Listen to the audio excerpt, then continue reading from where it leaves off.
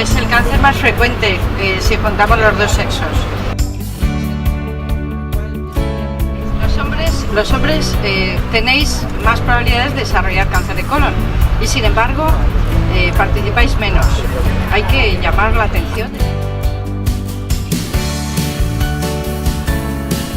Esta prueba, como decía Isabel, salva vidas, es económica, salva también dinero, pero especialmente también salva sufrimiento, ¿eh? Y nosotros como Asociación del Cáncer la verdad es que es la parte que más vemos, entonces nos gustaría seguir incidiendo y que eso cada vez sea menos.